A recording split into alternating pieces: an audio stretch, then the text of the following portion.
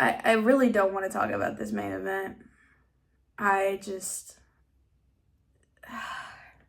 guys, welcome back to my YouTube channel. Hi, welcome. If you're new here, I love having you. It is Monday, right? Revolution happened last night. I've had the night to sleep on it. Now we're going to talk about it. I'm excited. This card, when I tell you, if you have never watched AEW or you have never watched wrestling before or you're trying to get into AEW or whatever, this is the card, most of it, we'll talk about it.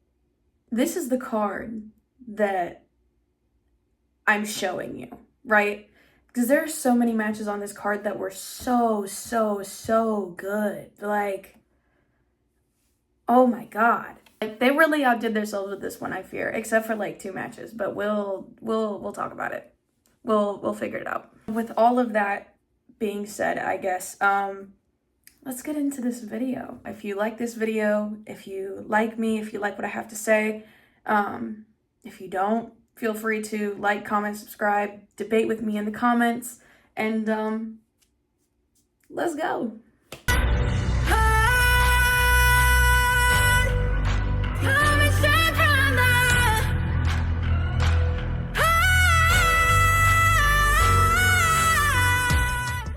Okay, so for this video, I am not going to talk about 0 Hour, just because I was busy working on stuff during 0 Hour, so I didn't really watch it. I did catch the end of it, I believe, with Orange Cassidy and Big Boom AJ, and and it was entertaining. Like, there was not a whole lot to talk about in that. Yeah, I mainly was just watching it for Orange Cassidy because love that man. I guess we'll just, I guess we'll get into this first match, the opener of the card, which, first of all, I did not think this match was going to open, but I'm so glad it did.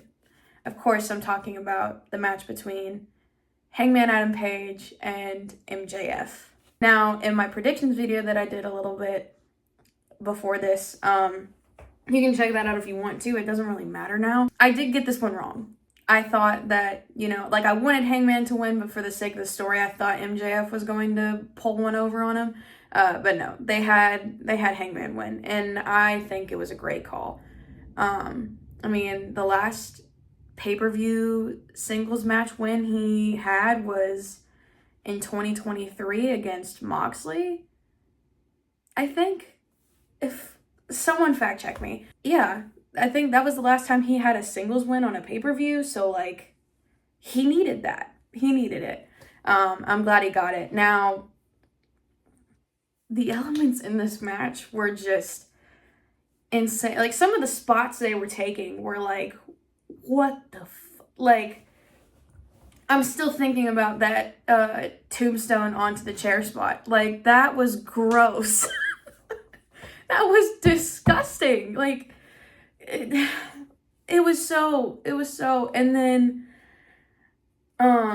after that tombstone pile driver onto the open steel chair, Hangman's laying out in the ring, MJF gets back in the ring, and the ref is doing the countdown, and he gets to, like, 9 3/4, and Hangman, like, rolls into the ring, like, crawls his way into the ring, and MJF starts, like, screaming, like, why you? Like, why is it not me? Like, his insecurity about not being this beloved top, like, he's a top guy, don't get me wrong, but he's not, like, beloved. People don't really like him, obviously, because he's a heel. But, that insecurity of him, like, being jealous of Hangman and wanting to be liked so bad, he started screaming about it, and the fans were booing him as he was screaming it, and it was a perfect touch. It was a perfect touch. I think that moment was, it said a lot about MJF's character that he normally doesn't say out loud. So that was nice. And then that match ended with one of the most disgusting Angel's Wing finishes I have ever seen in my life. Okay, so I don't know shit about wrestling, right? Like, if you asked me to get in a ring and perform moves, I couldn't do it. But I know how they're supposed to look on TV. So, the way that this Angel's Wing was supposed to happen, I guess, is like, they're supposed to kind of stay a little bit vertical when they go up. MJF was not vertical. Like, his legs were kind of this way, and then his head was kind of tucked down. And then Hangman brought him down, and MJF just like face planted. I hope MJF's okay, because wrestlers' health is important. But that was nasty. And that man is a tough son of a bitch to be able to take something like that. Like, my God. I don't even know if that finished the match. I think there was something else that happened, and then the match was over. I could be wrong. It happened last night. Forgive me. It's not fresh. But yeah, that was sort of like the ending sequence to this match, and it was incredible. Like, this match was awesome. Like, a great way to open the show. I've got nothing but nice things to say about it. This next match, the next match, I guess, on the card, was Mercedes Moné versus Momo Watanabe for the TBS Championship. I did get this one right. I just had this feeling that Mercedes was going to retain, especially with, the aspect of like a Billy Starks coming into the picture, maybe even Athena down the road. It was just something that I thought was going to happen. Mercedes had a lot of offense in this match, a lot of it. Mercedes, the thing about Mercedes is that she literally can just like, I don't know how she does it, but she wrestles with everybody. Like, she can get into a ring with somebody and put on a good match. Like, in the past, like, I want to say like year and a half, I do not recall a bad match from Mercedes Moné. Like, at all. And that's across multiple promotions. Like, I cannot tell you a bad match that Mercedes Moné has put on. Like, she is on a roll. And, Momo looked great in this too. The crowd was, cheering for her, really had the crowd behind her. Mercedes did end up winning with a bank statement though, kind of like I thought was going to happen. But yeah, really good match on this card. Really, really good one. Now, the next one I'm going to talk about is the Swerve Strickland Ricochet match. And when I tell you, I was stressed during this match. The whole aspect of Prince Nana coming out and then Swerve like pushing Prince Nana walking to the back. Like, I thought that was Prince Nana turning on Swerve, and I freaked out. I was not expecting it to happen that quick, I guess, into the match. And then it just didn't end up happening at all, apparently, in the end. But my heart kind of stopped for a second because I was like, no. But Swerve and Ricochet, once again, they have incredible chemistry. That's what they do. Ricochet, I think at this point I can say, as much as I don't like him, he is doing some of the best work that I've personally seen him do in AEW. And that's awesome, right? Especially when you have him going up against guys like Swerve. Who are often regarded as like the face of the company. Like, this is big for Ricochet, and that's awesome to see. I will say though that I need Swerve to stop. I need him to take a break from doing some of these crazy spots, because that vertebreaker on the announce table had me terrified for his shoulder. Like, when he went down and he like started grabbing at his shoulder, I was like, oh shit. Like, take a break. I don't need you falling off the bone yet. You've got, I'm going to say it later, but you need to beat Mox. Like, please. It's Swerve was taking some stuff, man, that like had me terrified for him. Like, slow down, take a break, please. There was a lot of great storytelling in this match. A lot of good spots from both guys. Swerve did end up winning, and he sealed his spot as the number one contender for the AEW World Championship. I'm assuming that's going to be at Dynasty. I believe it's at Dynasty. I would hope it's at Dynasty. against Jon Moxley. I hate to spoil it, but we'll talk about it. This next match is the AEW Continental Championship match between Okada and Brody King. Now, I did not touch on this one in my predictions video because it wasn't announced when I put that video out, because Tony Khan loves to announce matches after I post videos about them. Thank you, Tony Khan. But no, so we had this match with Okada and Brody King, and when I tell you, I'm growing so much more impressed with Brody King, like, as he continues to wrestle, like, as I continue to see him on Dynamite, on Collision, on pay-per-views, like, Brody King is so good. And, like, I mean, same goes for Buddy Matthews, but, like, Brody King, I need to see more single stuff from him, because I don't want to say he carried the match, but, like, he low-key kind of did. I don't know what it is for me with Okada lately, but to me, it just kind of, he gives off the vibe that he just doesn't really give a fuck anymore, which sucks. It sucks.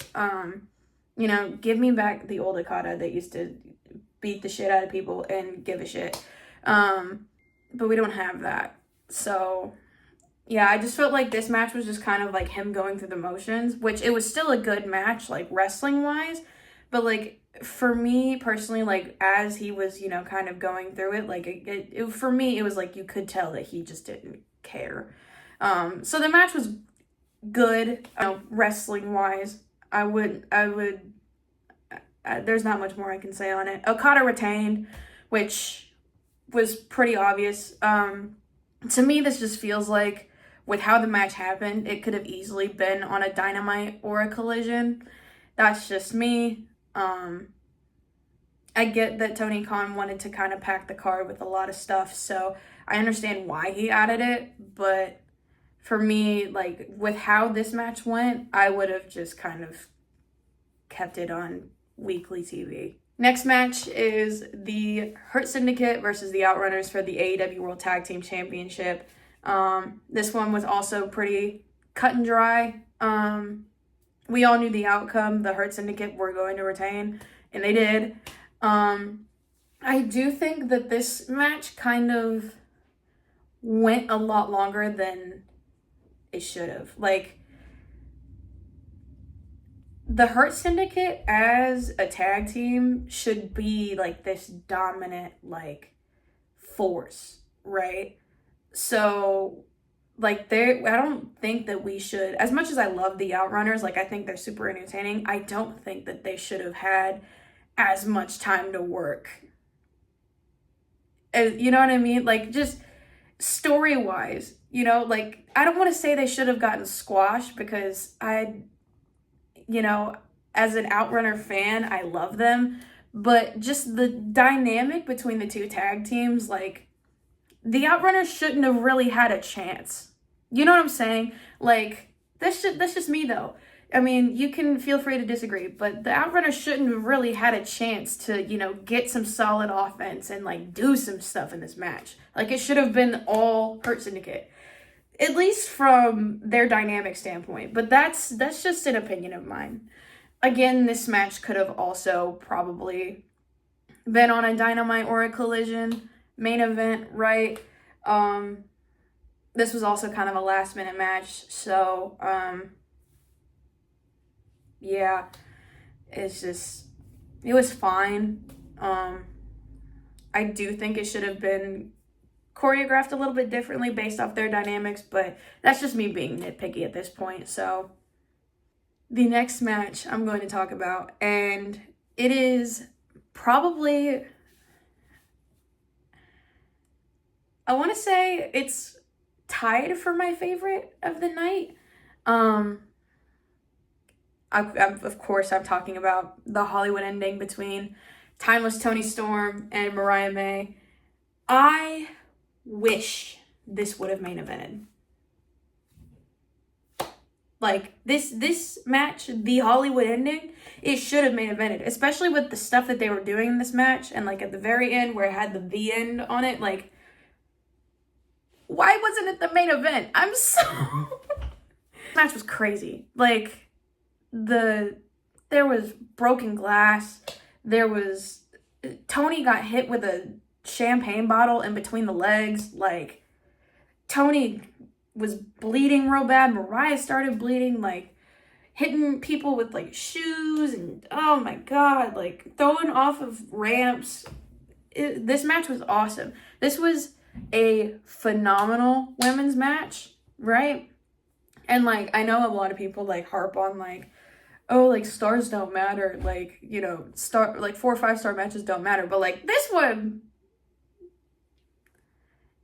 deserves all of the flowers. Mariah May and Toni Storm told a banger of a story in, like, 12 minutes, I think is how long the match was. Not a lot of time at all, but holy god, like, this match was incredible. And, like, I think the aspect of, like, you know, at the very end when they're in, like, the center of the stage and Tony has the shoe and is hitting Mariah with it and then hits her with a Storm Zero and pins her right at the spot where Mariah May turned on her first. Like, that's just, it's so poetic.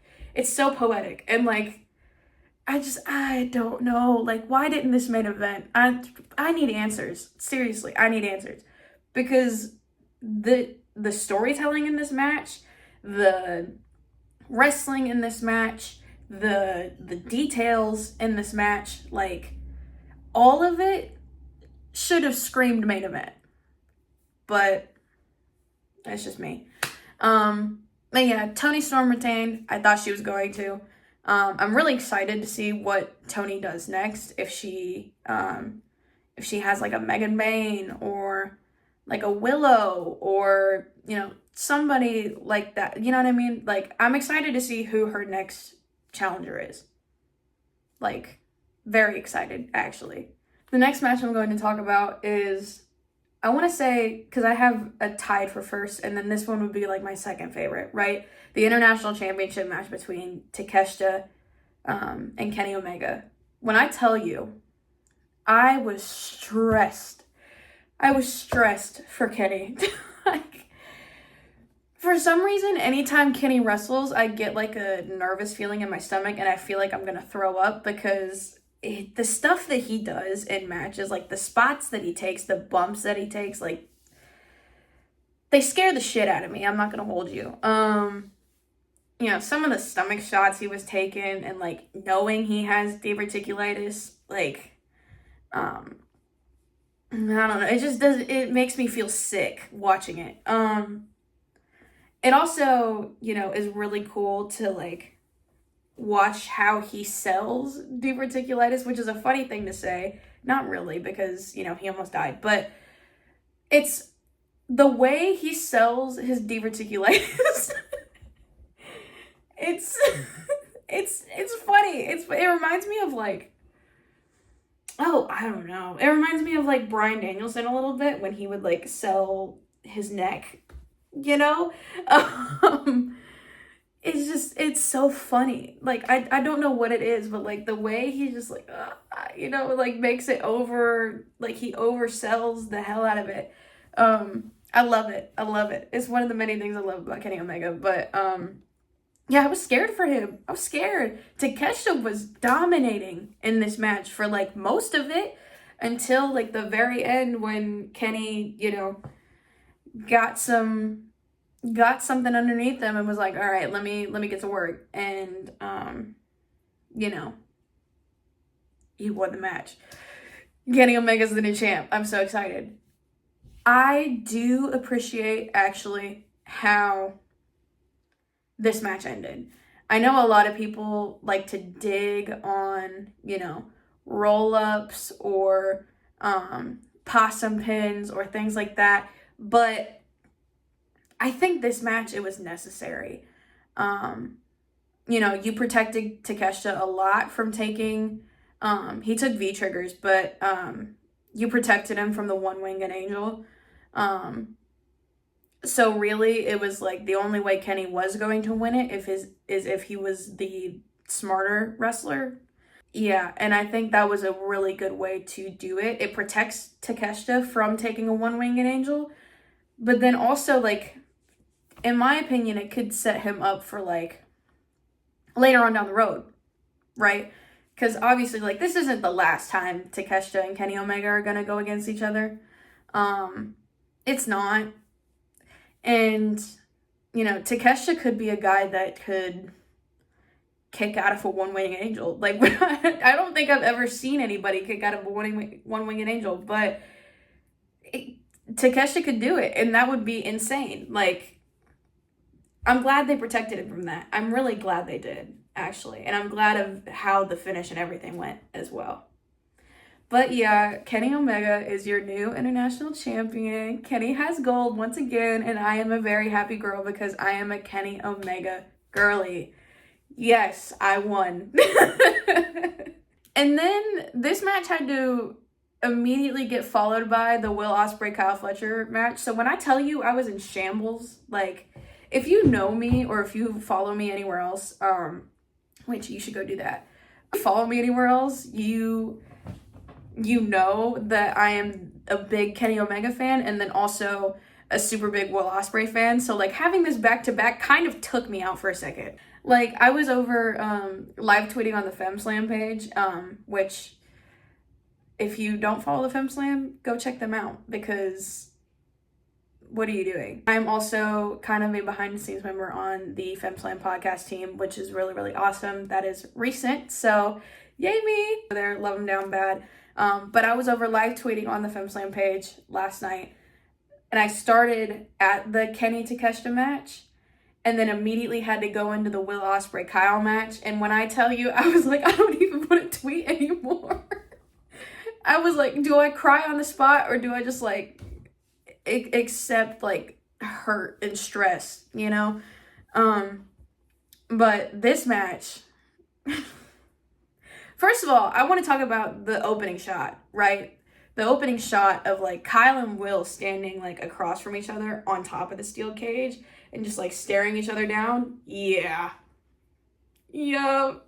That was sick. And then they get in the ring, and, like, not even 5 minutes later, Will is bleeding. That was for me. You're welcome.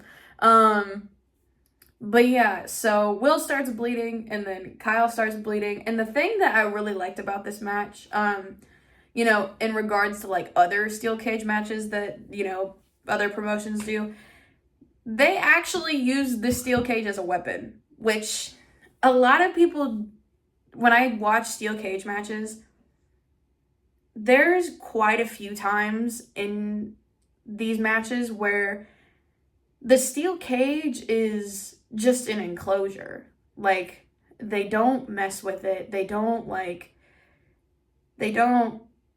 really use it against their opponent. But in this match, they were, like, banging each other's heads off of it, throwing each other into it, scraping their faces off of it. Like, they were going at it. And I love it. Especially in a story that's as deep as theirs was. The whole story just, like, really hit home for me for some reason. Yeah, and I think that, like, the way both Will and Kyle were like, I'm gonna throw everything at you until you just, like, lay down, right? That was awesome.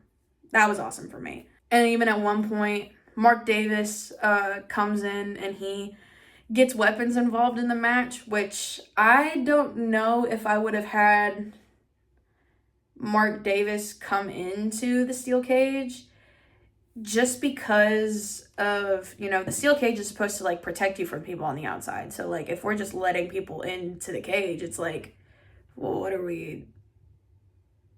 what's the point of the steel cage? That was, like, a little off to me, but I mean, he brought weapons into the match, so, like, I wasn't mad at it totally. But yeah, they're hitting each other with weapons, all this kind of stuff. And then eventually we get to the coolest spot of the night, and probably I've ever seen, you know, in a very long time. And that is not only Will hitting Kyle with the screwdriver Kyle hit him with to turn on him, but the Spanish fly off the top of the cage. I have a reaction video I have the reaction video from the Kenny match, and then I have a reaction video of me reacting to the Will and Kyle match. And in this video, I'm like screaming at Will. I'm like, do not tell me you're about to do a Spanish fly off the top of this cage. Like, don't tell me. I pulled out the government. Like, I was scared. But he did it. It wasn't the prettiest, but it did what it was supposed to do, right? And for the people that are gonna be like, oh, like that spot didn't do anything because it didn't mean anything because it didn't win the match. I don't think you understand the fact that, like, because of this story of them betraying each other and wanting to kill each other, like, Will had to throw everything at Kyle, right?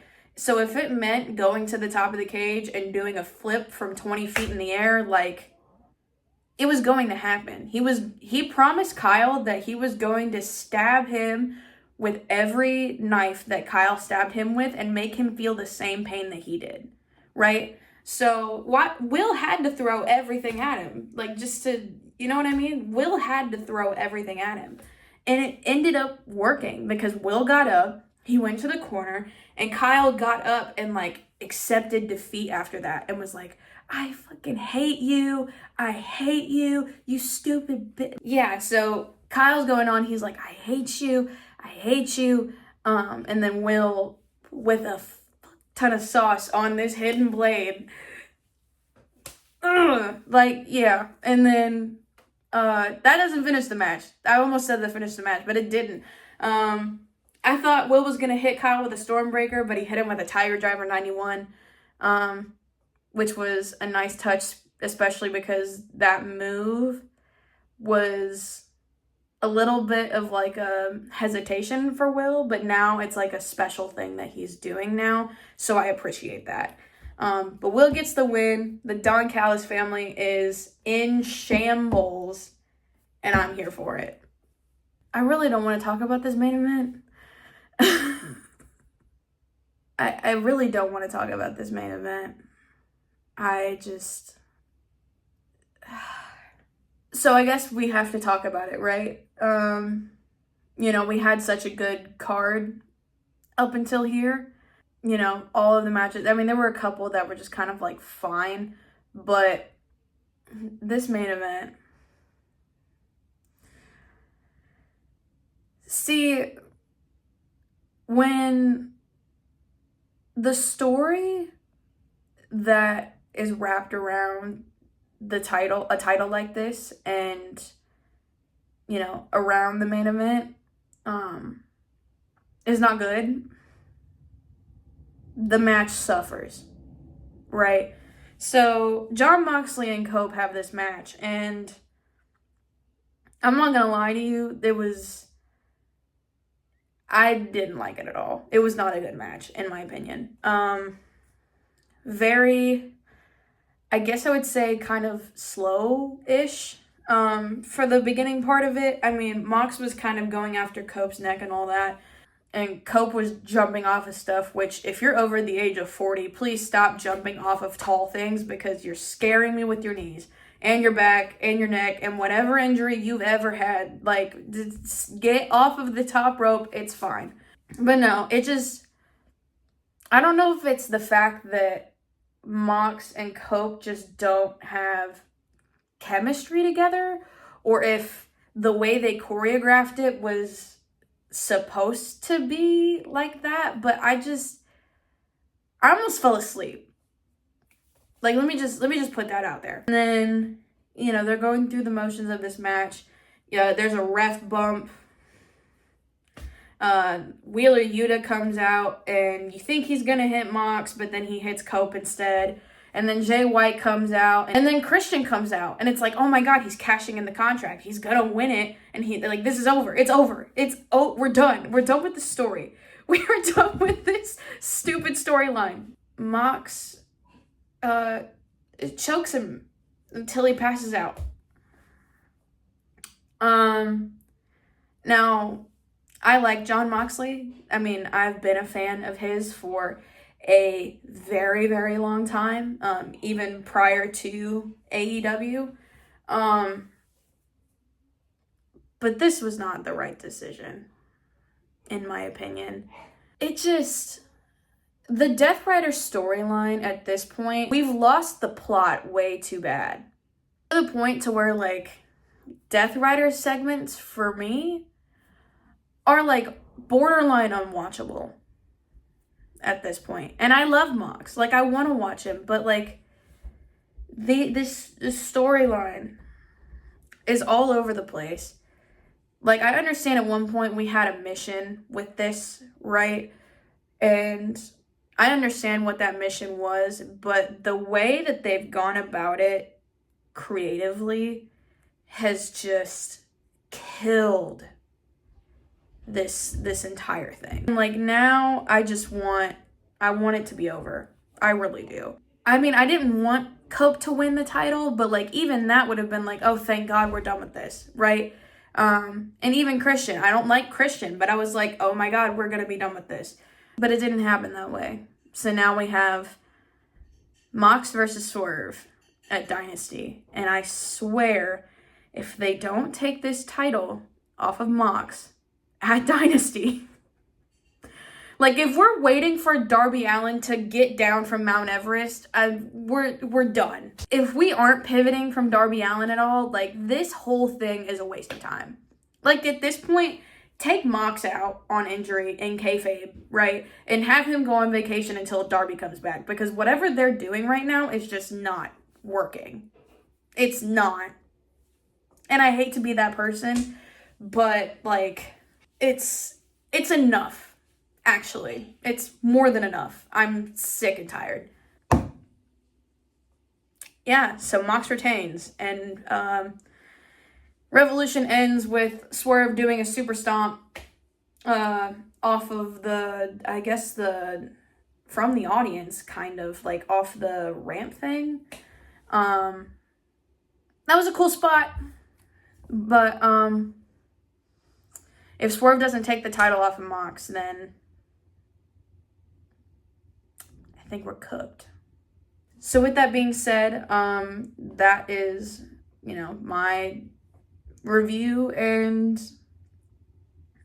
just how I feel about AEW Revolution. Again, I think it was a great card for the most part. A few, meh matches in between. And then the main event. But if you like this video, if you don't, feel free to debate with me in the comments. Go check out all my other social medias. Check out the Femme Slam page. I'll have their link and stuff down there as well. And I'll catch you next time.